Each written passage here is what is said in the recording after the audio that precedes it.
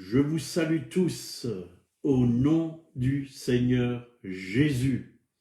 Vous êtes au trésor du ciel. Aujourd'hui, nous continuons à parler de la victoire parce que Dieu est un Dieu de victoire. Et aujourd'hui, nous allons parler de la victoire de David sur Goliath. Alors, je veux saluer tous ceux qui sont sur l'écran, Michel, Hervé, et les familles bien sûr, Jean-Jacques, soyez tous les bienvenus, ceux qui viennent et ceux qui viendront. Dieu est là, il est avec nous, il est le Dieu de victoire. On chante souvent, le Dieu de victoire habite en moi.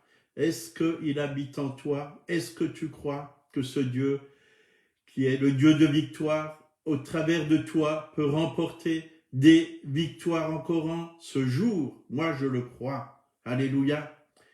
Voilà, on va prier. Seigneur, merci. C'est vrai, tu es le Dieu de victoire et tu habites dans nos cœurs. Et nous voulons te laisser régner aujourd'hui, Seigneur. Nous voulons te laisser agir au travers de nous. Nous voulons te laisser toute la place, Seigneur. Merci. Oui, de diriger nos vies, de diriger cette journée. Saint-Esprit, tu es vraiment là et nous accueillons ta présence, qu'elle se répande, oui, autour de nous, Seigneur, que la joie, la paix, l'amour de Jésus-Christ, la bonté de Dieu et que le salut de Dieu soit emmené, oui, autour de nous, à ceux qui sont, oui, proches. Merci, Seigneur, oui, de bénir ton Église, de bénir ton peuple. Louange à toi, gloire à toi, au nom de Jésus. Voilà, vous êtes au trésor du ciel, partie 122. Donc, ce matin, on va parler de la victoire de David sur Goliath. Il a remporté une grande victoire, un homme d'exemple. David, un homme d'exemple pour nous. 1 Samuel, chapitre 17, versets 45 à 47. David dit aux Philistins, « Tu marches contre moi avec l'épée, la lance et le javelot, et moi je marche contre toi au nom de l'Éternel des armées, du Dieu de l'armée d'Israël, que tu as insulté. Aujourd'hui l'Éternel te livre entre mes mains, je t'abattrai et je te couperai la tête. Aujourd'hui, je donnerai les cadavres au camp des Philistins, aux oiseaux du ciel et aux animaux de la terre. Et toute la terre saura qu'Israël a un Dieu. Et toute cette multitude saura, ce n'est ni par l'épée, ni par la lance que l'Éternel sauve, car la victoire appartient à l'Éternel, et il vous livre entre nos mains. Alléluia. Ça, c'est des paroles de foi. David savait qui il était. Il a prophétisé la victoire. Il a regardé là-haut son grand Dieu. Il savait ce que ce grand Dieu qu'il avait était capable de faire au travers de lui. Il ne s'est pas laissé impressionner, oui, par ce géant, cet homme, Goliath, qui insultait Dieu avec toute cette armée adverse. Mais il s'est tenu dans la présence de Dieu et il a manifesté vraiment la victoire déjà par ses paroles. Oui, déjà par ses paroles. Est-ce que nous proclamons par nos paroles, devant une difficulté, devant un géant, la victoire? Vous savez, il y a un miracle dans notre bouche. Ce que nous proclamons, nous le voyons se réaliser. Parce qu'au travers de nos paroles, il y a la vie qui se manifeste. Ou si nous proclamons la défaite, nous allons voir la défaite dans nos vies. Quelles sont nos paroles pour ce jour? des paroles de victoire ou alors des paroles de défaite. Attention à nos paroles, attention à ce que nous prononçons au travers de nos bouches. Donc, pour avoir une victoire, bien sûr, il faut qu'il y ait un combat. Mais la vie en Jésus-Christ, c'est une vie de combat. Et d'ailleurs, dans les Timothée 6, verset 12, l'apôtre Paul a dit à son fils Timothée, « Combat le bon combat de la foi. » Il y a un bon combat. C'est celui de la foi. Et c'est vrai, la foi, c'est pas regarder à ce qu'on voit avec nos yeux physiques. Oui, et David, il n'a pas regardé le géant. Pourtant, il était là. Il l'a vu avec ses yeux physiques. Mais il a regardé plus loin et plus haut. Il a vu Dieu, le Dieu tout-puissant, créateur du ciel et de la terre. Son Dieu à lui. Son Dieu à lui. Il a vu son Dieu. Donc, pourquoi le bon combat? Pour être victorieux, nous avons besoin du bon combat de la foi. C'est-à-dire, nous devons rester dans la foi au Fils de Dieu. Parce que c'est lui qui combat pour nous. C'est lui qui combat pour nous. Seuls, nous ne pouvons rien faire. Celui qui est en nous est plus grand que celui qui est dans le monde. Et c'est celui qui est en nous, Jésus-Christ, qui nous donne la victoire. Jésus-Christ, le Saint-Esprit qui est en nous, qui nous donne la victoire, qui nous fait toujours triompher en Christ. Donc, nous voulons aller de victoire en victoire et de gloire en gloire. Et il y a un combat chaque jour. Nous avons des ennemis, pas des ennemis parce qu'on n'a pas à lutter contre la chair et le sang, mais des ennemis spirituels, des puissances ténébreuses qui agissent au travers de certaines personnes, qui parlent même au travers de certaines personnes. Et sachons les reconnaître et ne nous laissons pas influencer par les paroles qui nous sont parfois données, qui peuvent être des paroles de mort, de découragement, de destruction. Repoussons toutes ces choses au nom tout-puissant de Jésus. Nous avons la victoire. 1 Samuel 17, 32. David dit à Saül que personne ne se décourage à cause de ce Philistin. Vous voyez? Que personne ne se décourage. Nous ne devons pas nous décourager. Vous voyez, ça c'est l'arme que l'ennemi cherche à utiliser pour nous décourager. Oui, les géants, les difficultés, les problèmes, c'est l'arme. Un jour, un serviteur de Dieu a eu une vision et il a vu une arme très usée. Et il a dit au Seigneur, c'est quoi cette arme? Alors le Seigneur lui a dit, c'est l'arme, elle est très usée parce que le diable l'utilise beaucoup. C'est le découragement. Et l'ennemi cherche à nous décourager chaque jour. Alors ne soyez pas découragés, mais soyez de ceux qui découragent l'ennemi. Parce qu'à force d'essayer et qu'il n'arrive pas, c'est lui qui va se décourager et il va partir. Soyons de ceux qui encouragent. Fortifie-toi et prends courage. Dieu ne va pas le faire à notre place. C'est à nous de nous fortifier et de prendre courage. Et prendre courage où? Dans la parole de Dieu. Il y a de l'encouragement dans la parole de Dieu. Il y a des forces dans la parole de Dieu. Il y a la victoire dans la parole de Dieu. Il y a la stratégie de Dieu dans sa parole pour réussir, pour vaincre. Nous devons utiliser la parole de Dieu.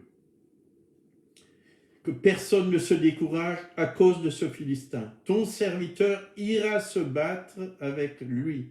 Saül dit à David, « Tu ne peux pas aller te battre avec ce Philistin, car tu es un enfant et il est un homme de guerre dès sa jeunesse. » C'est vrai, David, il était petit, il était jeune, il était comme un enfant, mais il connaissait son Dieu. Il connaissait son Dieu. Et il dit, David dit à Saül, ton serviteur faisait paître les brebis de son père, et quand un lion ou un ours venait, en enlevait une du troupeau, je courais après lui, je le frappais, et j'arrachais la brebis de sa gueule. S'il se dressait contre moi, je le saisissais par la gorge, je le frappais et le tuais. C'est ainsi que ton serviteur a terrassé le lion et l'ours. Il en sera de même du Philistin. C'est incirconcis comme de l'un d'eux, car il a insulté l'armée du Dieu vivant. Voyez, David savait que Dieu pouvait lui donner la force pour vaincre.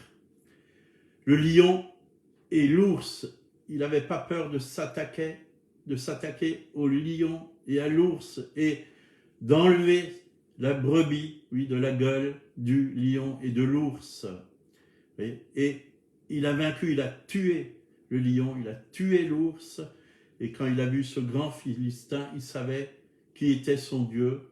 Il a déjà remporté des victoires avec son Dieu et il n'avait pas peur de remporter cette grande victoire. Et c'est vrai que Goliath se montrait, et il est dit au verset 16, le Philistin, pendant 40 jours, il était là et il faisait peur au peuple d'Israël. Au verset 23 encore, là, il est dit, tandis qu'il leur parlait, voici le Philistin de Gath, nommé Goliath, s'avança entre les deux armées hors des rangs des Philistins. Il tint les mêmes discours que précédemment, et David les entendit.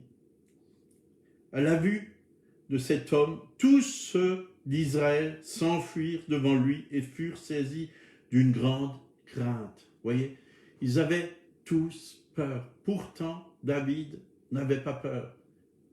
N'avait pas peur. Il y avait une grande différence entre David et l'armée d'Israël. L'armée d'Israël a regardé à Goliath, mais David a regardé à Dieu. Et bien souvent, on regarde à ce qu'on voit avec nos yeux physiques. Oui, ce grand Goliath, pratiquement 3 mètres de grandeur, il faisait peur à tout le monde avec ses armes. Il faisait peur à tout le monde. Il impressionnait tout le monde. Ne vous laissez pas impressionner par qui que ce soit. Celui qui est en vous est plus grand que celui qui est dans le monde. David a regardé au Seigneur. Et si vous lisez les psaumes, David glorifiait Dieu. Il avait un grand Dieu, un Dieu puissant. Psaume 18, verset 35, il dit, il exerce mes mains au combat et mes bras tendent l'arc d'airain. Tu me donnes le bouclier de ton salut. Vous voyez, David savait que en Jésus, il avait le salut, qu'il était protégé, qu'il était victorieux. Ta droite me soutient, que Dieu était là pour le soutenir. Et je deviens grand par ta bonté.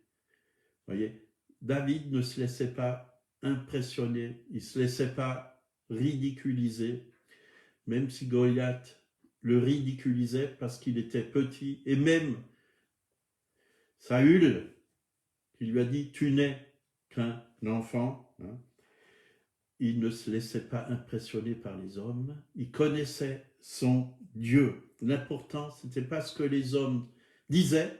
Pour lui, l'important, c'est ce que Dieu dit. Et nous aussi, nous devons regarder à Dieu ce qu'il dit sur nous et pour nous. Pensez à Pierre. Quand Jésus marchait sur les eaux,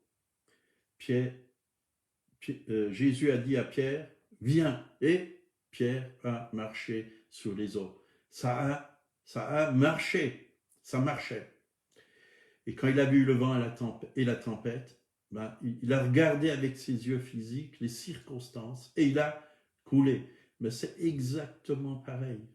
On coule si on regarde que avec nos yeux physiques. Mais Dieu nous a donné un esprit pour que nous puissions voir les choses par l'esprit. Voir qu'on a dans le ciel un grand Dieu qui s'occupe de nous ici-bas sur la terre, qui a mis sa main sur nous, sa puissance en nous, sa capacité en nous, et qu'avec lui, on peut faire ce qu'il nous demande. Nous ne devons pas regarder aux circonstances, il y a toutes ces mauvaises choses, sinon on va être comme Pierre, on va couler. Mais si on coule, Dieu nous tend toujours la main. Dieu lui a tendu la main et il l'a relevé. David a démontré à Saül, ou à Saul plutôt, qu'il savait se battre.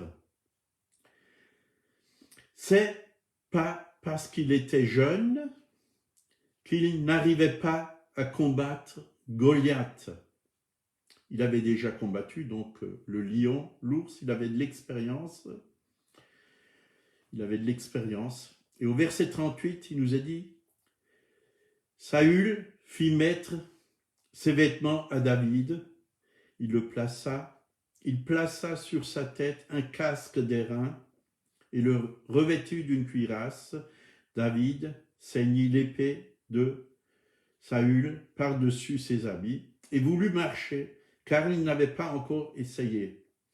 Mais il dit à Saül, je ne puis pas marcher avec cette armure, je ne suis pas accoutumé, et il s'en débarrassa. Vous voyez, l'armure que les hommes voulaient lui donner, que Saül voulait lui donner, ne lui convenait pas. Il n'avait pas l'habitude. Il savait comment combattre. Il avait ses propres armes.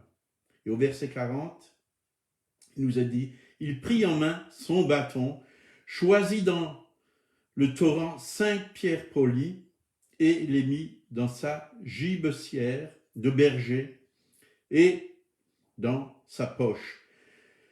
Puis sa fronde à la main, il s'avança contre le Philistin. David savait se servir de sa fronde. Il avait l'habitude. Donc, il avait pris 5 pierres polies. Il avait pris son bâton à la main et son sac de berger. Mais ce qu'il avait surtout, c'était la foi. Ça, c'est l'arme, oui, qui était important pour David. Il avait la foi en l'Éternel des armées. L'Éternel des armées combat pour nous et nous aurons la victoire. Le bâton symbolise l'autorité. Il avait l'autorité de Dieu. Il connaissait son autorité. Oui. Dieu nous a donné une autorité. Est-ce que nous utilisons l'autorité que Dieu nous a donnée? En mon nom, ils chasseront des démons. Marc, dans l'évangile de Marc, en mon nom, ils chasseront des démons. Ils imposeront les mains aux malades, ils seront guéris. Nous avons une autorité. Est-ce que nous l'utilisons face à l'ennemi? Donc un bâton, 5 pierres. 5, c'est le chiffre de la grâce, la faveur de Dieu. Les pierres lisses qu'il a pris dans le torrent, c'était des pierres bien nettoyées, polies. Et nous devons être comme des pierres polies, nettoyées par l'eau de la parole. lavés, purifiés. Nous devons être des hommes et des femmes lavés, purifiés. Et ces 5 pierres, ça représente aussi les 5 ministères que Dieu a donnés à l'Église: l'apôtre, le prophète, l'évangéliste, le pasteur, le docteur. Nous devons vraiment travailler avec ces ministères afin que Dieu nous forme, nous transforme, nous lave par la parole de Dieu et que nous puissions être des hommes mûrs, matures, à la stature parfaite de Jésus-Christ.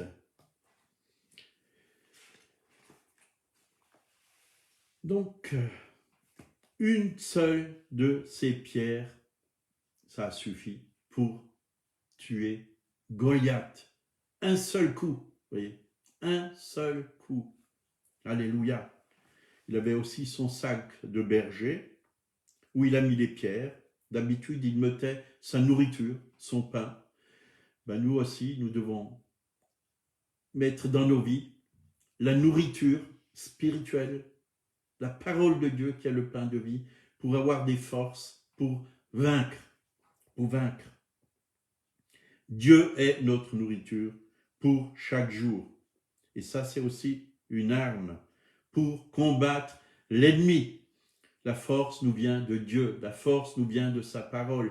Nous devons être des hommes de la parole de Dieu, des hommes aussi remplis de l'Esprit de Dieu. Sa fronde à la main, voyez, sa fronde à la main, c'était son épée, et il s'en servait pour éloigner les bêtes, oui, de son troupeau quand il était, oui, berger.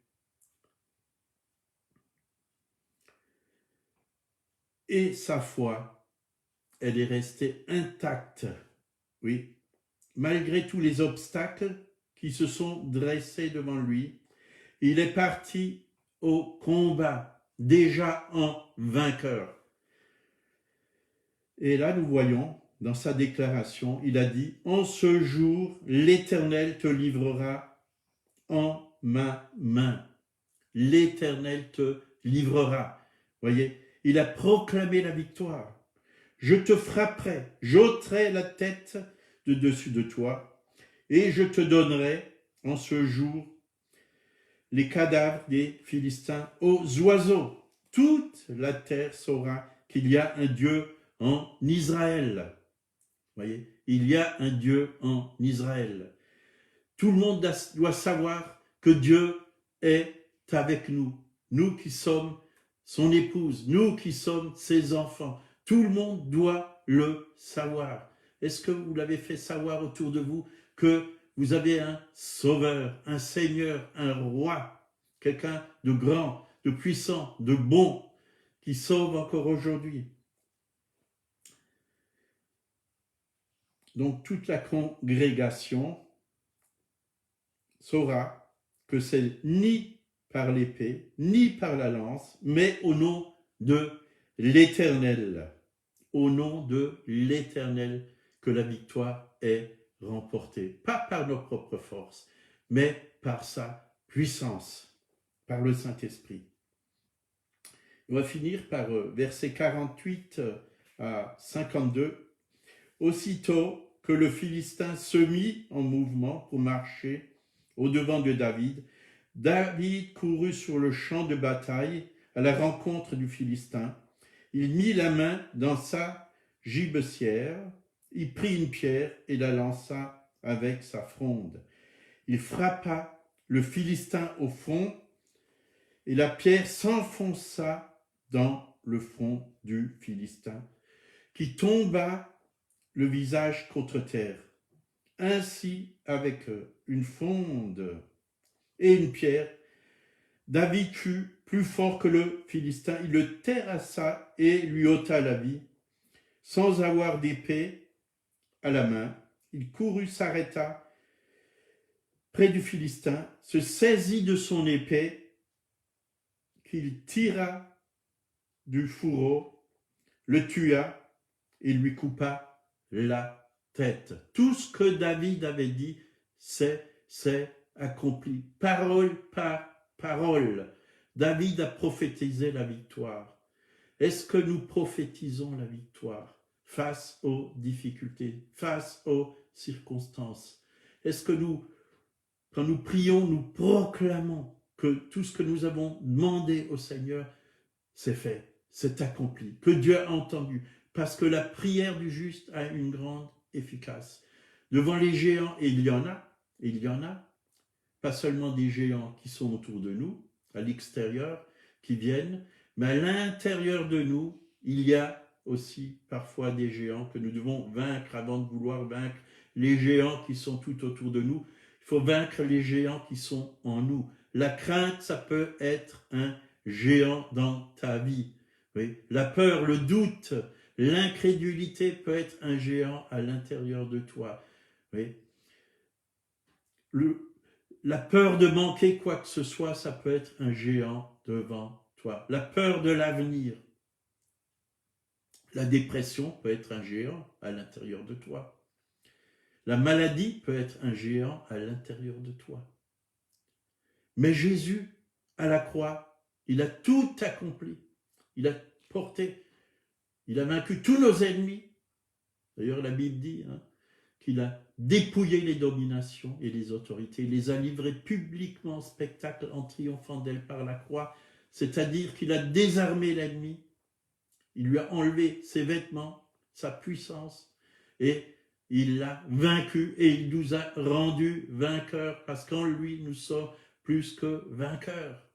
Et il a traîné tous ses ennemis devant tout le monde, puisque il les avait livrés publiquement en spectacle. C'était un spectacle, oui. Partout où le Seigneur est allé, c'était un spectacle. Ses ennemis étaient vaincus. Et nous sommes assis avec Christ sur le char de triomphe, avec tous nos ennemis vaincus. Que ça ne soit pas un obstacle, que tous les obstacles qui sont à l'intérieur de toi, la crainte, la peur, le manque, ou les idoles, que toutes ces choses, nous puissions les abandonner aux pieds du Seigneur. Il a vaincu.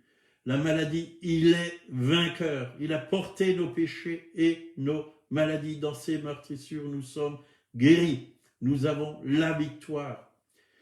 Les ennemis extérieurs, nous avons la victoire au nom de Jésus. Voilà, on va s'arrêter là. Seigneur, merci parce que ta parole est puissante, elle est vivante, elle s'accomplit toujours. Merci de nous permettre chaque jour de vivre selon ta parole, parce que tu as dit, l'homme ne vivra pas de pain seulement, mais de toute parole qui sortira de la bouche de Dieu. Que ta parole soit une prophétie pour nous, vivante, que nous puissions la voir se réaliser sous nos yeux, que nous puissions voir ta gloire, oui, en ce jour. Merci Seigneur pour ta victoire. Nos Goliaths sont vaincus. Tu les as tous vaincus. Tu as vaincu tous nos ennemis. Rien ne peut te résister, Seigneur. Tu es plus grand que tout et celui qui est en nous est plus grand que celui qui est dans le monde. Merci Jésus. Faire du bien à mes frères et sœurs, maintenant encore, en cette journée. Si vous ne connaissez pas Jésus, c'est lui le vainqueur, c'est lui le roi, c'est lui le Seigneur, mais il veut, si vous ne le connaissez pas, il veut être avant tout votre sauveur personnel, celui qui vous sauve de tous vos ennemis. Oui, vous avez besoin de le connaître. Il vous aime, il a versé son sang pour vous à la croix il y a 2000 ans, et son sang purifie encore les péchés des hommes. Et demandez-lui tout simplement pardon pour vos péchés. Et il va vous pardonner. Il va vous laver. Il va vous donner un cœur nouveau, une vie nouvelle. Invitez-le dans votre vie. Seigneur, sois mon sauveur. Sois mon Seigneur. Règne en moi. Oui, je veux marcher avec toi. Dites-lui tout simplement, oui, viens dans ma vie. Et votre vie va être totalement transformé, comme il l'a fait pour beaucoup de personnes. Soyez bénis, passez une très bonne journée dans sa présence. À demain à 8h.